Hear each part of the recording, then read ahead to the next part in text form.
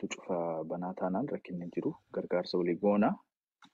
Obbolummaan maayiniree kanan goonu taanan. Obbo Caffee maayikiin kan keessantu jalqaba banaadha. Baga nagaan dhuftanii gara mana kootti kanaan duras gashuu barbaadee hin dandeenye. Mana keessanitti garuu. Fayyaatee. Baga nagaan dhuftan. Fayyaatee ulfaadhoo ayyaana kiyya muduraa dhufee seenu yaadeetiin karaan deemaa ture natti tolle nami jooyne. Yaadni ati hafte hundi yaada bireedaa yaada gaarii haaftaa. Keessattuu har'aa kun yaada hedduu madaala Oromoo hundaa kaasu. Uummanni keenya kun yeroo dheeraadhaaf lolaadhaa jira. Lola kan namni ni hifataasi ni dadhabaasi. Dhugaa dubbachuudhaaf marii araaraa tamma farqaa kanaa kana abdiidhaan zaabarree eegaadhaa turre. Warri mootummaadhaatii fi warri wallee waliif galanii jennee eegaa turre. Abdiin muramtee waan kana irra hedduu hawaasa keenya keessatti hin beekamu. Yaadni amma haafte kun yoon uummanni Oromoodhaa lolli Oromiyaa keessaa haa dhaabbatu lolan barbaannu yoo jee kun garee hundarrattuu dhiibbaadha fidaa jeetiin amana.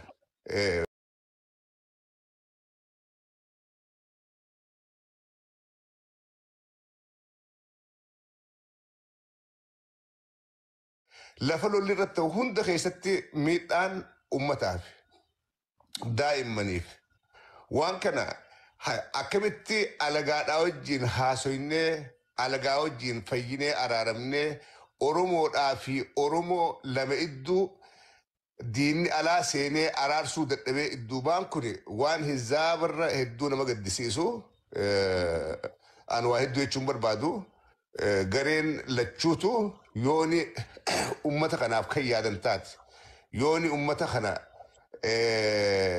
jijjiiruudhaaf kan qabsaawaa jiran taate garee mootummaatis warri gaara jirus waan kana ifaa ifatti osoo maddiin deemne osoo ni garee siyaasaan qabanne dhugaa walitti himnee ummata Oromoodhaatiif lolli gahee jira. Enough is enough. Gahee jira. Waan kana dhaabbadhaa jechuu danda'uudha qabna. Wallaa yaada eebbifamaa yaada gaariin as baate si wajjin jira si wajjin dhaabbadhaa ayyaana keenya fayyaa ta'e ulfaadhu. Fayyaa ta'e Caffee keenya baay'ee appreciating godha. It means a lot.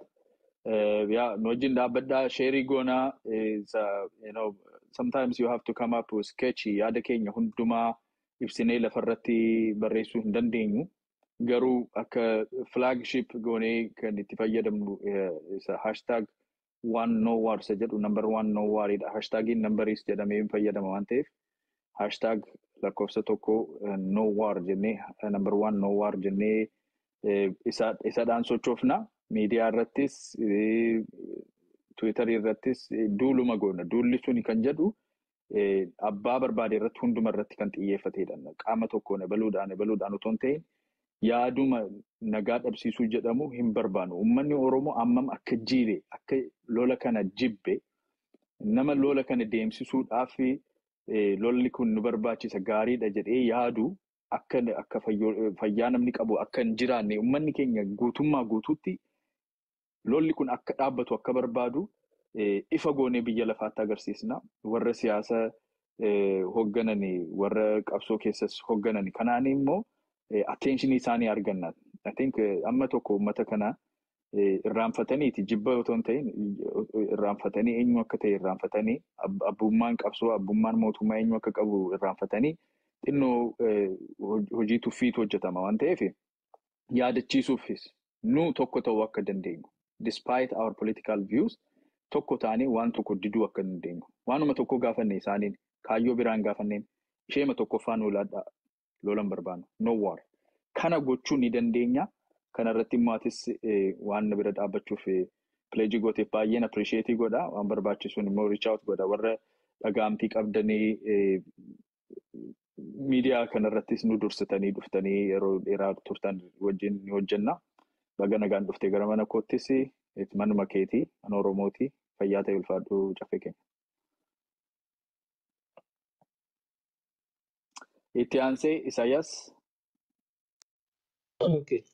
Galatoomii ayyaana carraa nana laachuu keetiif yaada babbareedaa kaastee yaada hunda keenya keessa jira. Yaada fudhatama qabudha jechuudha. Dhibbaan dhibbatti. Oromoon kana mormu yoo jiraate Oromoon kun hin liqimsamneef yoo jiraate an akka Oromootti otoo hin taane akka diina Oromootti ni ilaala akka mataa kootiitti. Yeroo baay'ee irra deddeebi'een dubbadha. Dhumaatiin ilmaan Oromoo boo'ichi armee keenyaa boo'ichi Oromiyaa akka tapha kubbaa miillaatti Arsenaaliif Maanchister miti. Dhaabatamee gamanaa gamanatti kan harkifamu miti. Irra deddeebi'een dubbadha yeroo baay'ee waan kana. Nurraa haa dhaabanii. Jaalmaroon osoo hin dhalatiin, Abiyyi Ahmed osoo hin dhalatiin, Shimallis Abdiisaa osoo hin dhalatiin dura, Abaawwan utuu hin uumamiin dura ilmaan Oromoo nagaadhaan jiraataa ture. Biyyi Oromiyaa jedhamtu kun akka kanatti ijaaramtee darbuu haa baattu iyyuu malee Oromoon ijaarsa aadaa isaatiin of jiraachisaati ture. Utuu isaan hin jiraatiin Oromoon jira. Isaantu fide miti. Bilisummaadha jedhanii yaada lamaan isaanii ati kaasteetta bal'inaan. Yaada dhaaba karaa PP yookaan biltsiginnaadhaan deemnu ilaalle yaada haaraa fudhatanii hin deemne.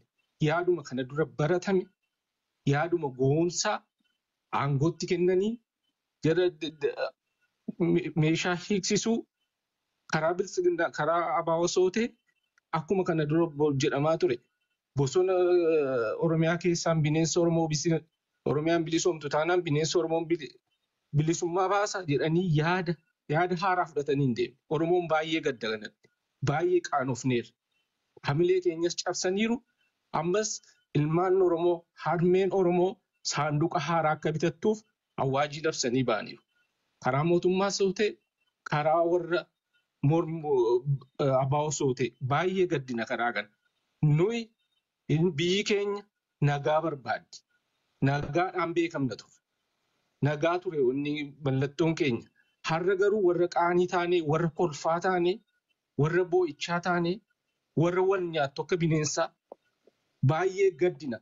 Kanaafuu lamaan isaanii aangoo isaanii akkuma sila kaaste wanta barbaadan achitti fixachuu danda'u Oromoof armii Oromoorraa waraannaa dhaabatu. Bilisummaa isaan jedhanis, biltsiginnaa isaan jedhanis hin barbaachisu ilmaan Oromootiif dura haa jiraattu. Oromoon nagaan ba'ee haa galu. Kana kan hundi keenya gochuu qabnu tokko hundi keenya wal faana dhaabachuu kan qabnu kanarratti yaada mormaa addaa qaba yoo ta'e an akka isaaniin addatti ni ilaalu kana yeroon jedhu dhaaba isa tokkorra goree kanas sirriidha jechuuf miti. Ammaaf nagaa barbaanna waan ta'eef hundi keenya kanarratti gumaacha haa goonu. Gurri qabu kanaa dhaggeeffatu jechuumaa fi galatoomaa. Fayyaa ta'e Sayyaas baay'ee wanta gaarii dubbatte. Thank you very much. Fayyaa ta'e I appreciate it. Gigi har'a Oromiffaan haasofta gaa.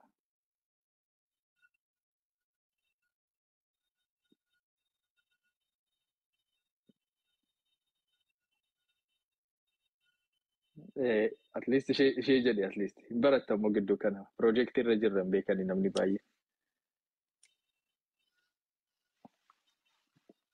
ድምፁ አይሰማም። እኔም ብቻ ነው ወይስ የጂጂ ስም ድምፅ አይሰማም? ጫልቱዬ እኔ ይሰማኛል። Sagalee godhadhaa hin dhaga'amtu jechuudha. Kan koo hin dhaga'ama. Anke hin dhaga'ama. Jijiyyee maayikirooshii on and off argiu. On and off argiu. Ayisama. On and off.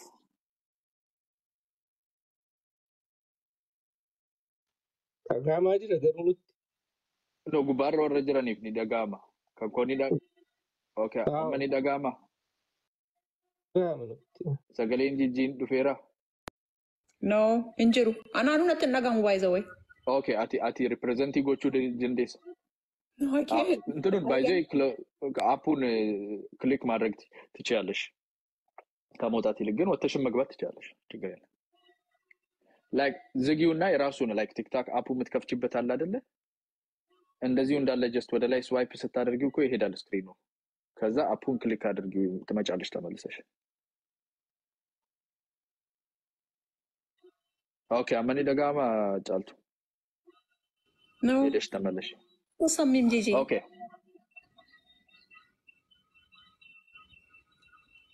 ውይ አስገባኙ ቁጥር የለውም እኮ እስቲ ቢፍቱን እናያለን የት እንዳለች ግን እኔማ